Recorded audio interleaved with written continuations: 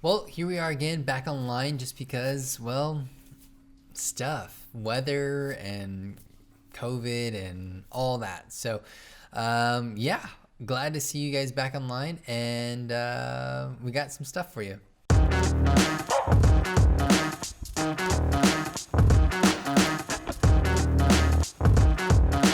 So before I get into today's message, which is going to be a little different than we have in the past, I just want to give you a few updates of what's been going on. So Sunday mornings, youth are having their own little breakout right after worship. So worship happens and then we go out and we break out. But because it's raining and because of the weather, we're not doing that this weekend, which is why you find us online. But every other Sunday, it's going to be like that. We're going to have worship as a family, and then we're going to break off into kind of our youth. And also, during the midweek, we've also had junior high and high school meeting, and they've been meeting at my house, which has been really, really awesome, really, really fun. We feed you, and then we have a great Bible discussion, and, we hang out, and then you're off. Those are the few things that are coming, or that have been happening, and the few things that are coming up are, one that I'm really excited about is for junior high and high school, we're having a pie day, which means Thanksgiving's coming up. We're going to test out some pies to see which ones we love the most, and really who are the people who are Cool Whip people and whipped cream people. Cool Whip,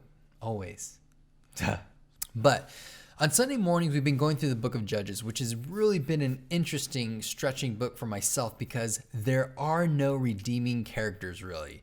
You look at the book of Judges and everyone has their stuff that they have to deal with, and they're like so far away from God, and they try, and yet God uses those people who are, not the best role models, not the best people, but he uses people who are going to do his will, which has been kind of a struggle because you try to find some redeeming character. You try to find the hero of the book. You try to find the person that you're supposed to emulate, but there's no one. And throughout the book of Judges, you find the Israelites, God's chosen people, on this downward spiral, that things just seem to get worse and worse and worse and worse. With each deliverer that comes, you find that they're almost in this hole just a little bit deeper. I mean, the book of Judges starts off with Ehud, who's this trickster who, tricks the king into thinking that he has a message from God, which he does, just not the type of message a king thinks they're going to get from God, and gets stabbed in the belly and everything falls out. And this is the hero of the Bible, right? Not really. And then we get to Deborah, who does have some favor with the people, who does have some positive influence with the people around her. But the hero of the story is this woman, again, who tricks the general from the other side and says, yeah, come on in. I have stuff for you to hide out in and sleep. And yeah, just stay cozy while I drive this stake through your head. Again, I look at these events in history, I'm like, what are we supposed to do with that? Like, what's the Bible lesson that we can wrap up in a bow? And then it just continues to get a little bit worse and worse every single time. You have Gideon, who says all the right things but is filled with doubt, and he doesn't practice what he preaches. It ultimately all comes back to him and so self-focused. Or you have another guy, Jephthah, who sacrifices his daughters and blames everyone else except for himself. Just weird stuff. Samson, who was a lot of bronze but didn't care so much about the brains, and it was all about appeasing his appetite. Whatever he saw, he wanted and he took. And it was feeding into his ego, feeding into his own desires, which would ultimately be his demise, where he would be blind and enslaved to the captors, to the enemies, to the things that he wanted just because he wanted them. And as we're in this book of Judges, I want to take a small little break this morning to do a little self-checkup, because if we're honest, we can get so caught up in our own business, we can get so caught up in other people's business that we forget to check our own hearts. I mean, we read through this book and we're like, man, these people are really, really messed up. These people have some real issues.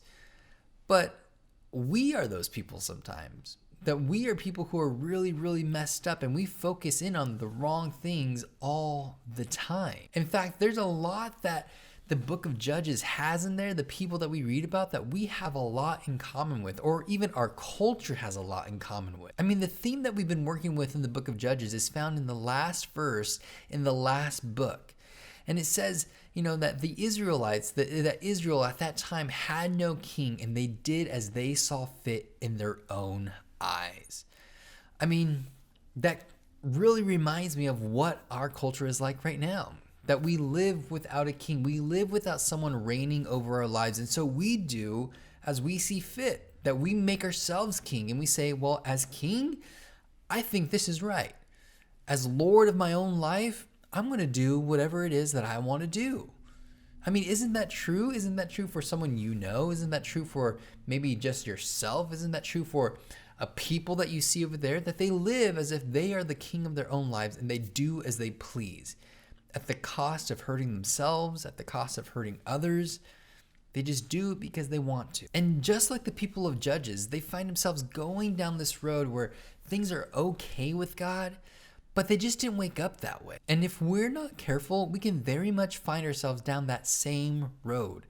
Not just waking up and being like, oh my gosh, I'm so deep in sin and I never knew it. But no, it's this gradual one where it's one sin at a time, where it's that one little, gap of like, it won't hurt that much.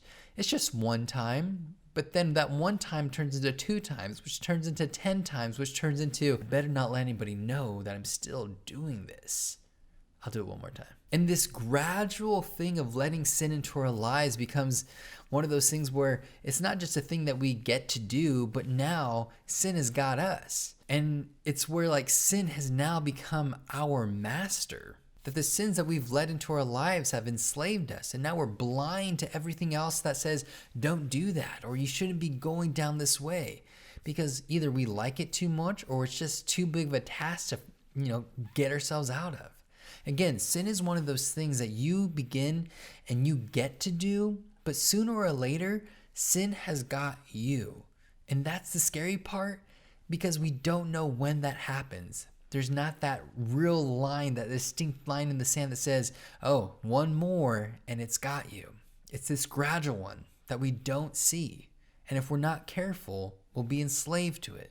And we'll be blind to everything else that says stop where you are and turn back to God. You see, when we leave God out of our lives, when we leave God out of our decisions, when we leave God out of every aspect of what we do and how we're doing it, we get lost. If it's not lost in our badness, where we say, again, I'm king of my own life and I'm going to do whatever it is that I want and there is no God other than myself, yeah, you can get lost that way, but you can also get lost in your goodness, where you say, I'm just going to be really, really good, because then I can say, God, you owe me some blessings, that at the end of the day, I deserve this because I read my Bible and I went to church and I did all the right things. A very Gideon mindset to say, I'm going to do and say all the right things. So at the end of the day, it can all come back to me, the true king, which really isn't understanding the gospel or who God is at all. It's all about glorifying yourself. Again, you are making yourself the own king and you're doing what's right in your own eyes. But really, that's never left anyone in a good place. It's only been part of this downward spiral that the people of Judges are guilty of, but also we can be guilty of. You see, the true reward in life isn't what you get to do or isn't what, is brought to you. It's about a person. The ultimate reward is God. And I've heard it said that if you seek God only to get the rewards, that you'll get neither. But if you seek God despite the rewards, you'll get both. And really what that's saying is that God isn't a means to an end. You don't do God, you don't do church, you don't get God only to get the rewards of stuff. But really that God is the reward, that you go to God to get God. He's the end. He's the ultimate reward. He's really the thing that our hearts are longing for. The things that we strive for, the things that we want purpose and hope and love, those things are only found in God. And until we realize that God is that thing, we'll always be in this cycle of downward spiraling. Yeah, there might be some really, really good highs, but the further we get from God, the further that we'll go down. And the deeper the hole that gets, that it's harder to get out of. So I want to leave us with a few questions to do a real heart check on us, to see where are we at with God? So get your pens ready or get your pencils ready, take a mental note, take a picture of these, and really meditate on them. Really ask yourself and be honest, where is my heart with God?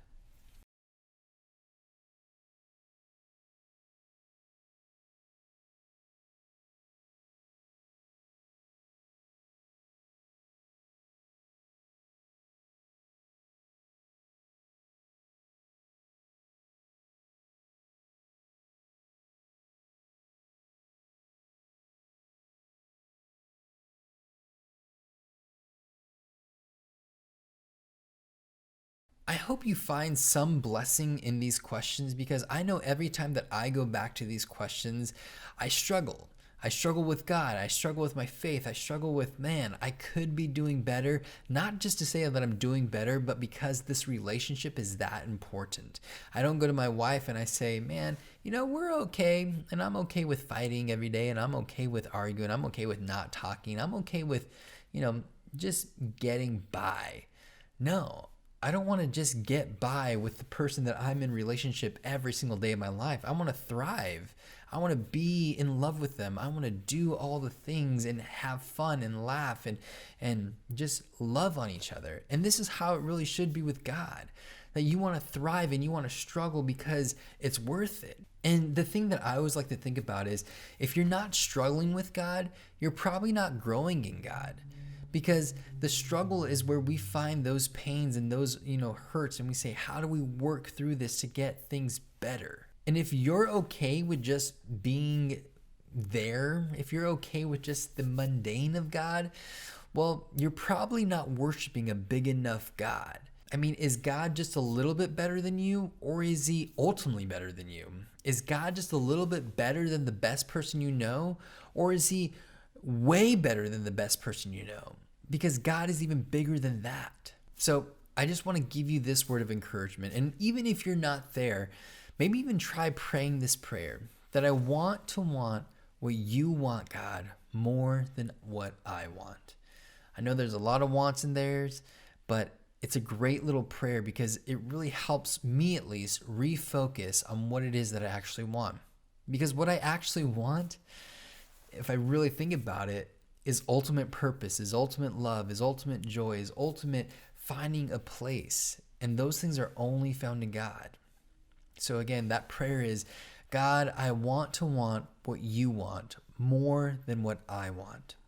So thank you guys. Thanks for all the patience, and we'll pick up next week, which is a crazy story of, we're not introducing any more judges, but just the downward spiral of where these people are going. And I have to tell you, it's probably one of the more horrific stories that you find in the Bible.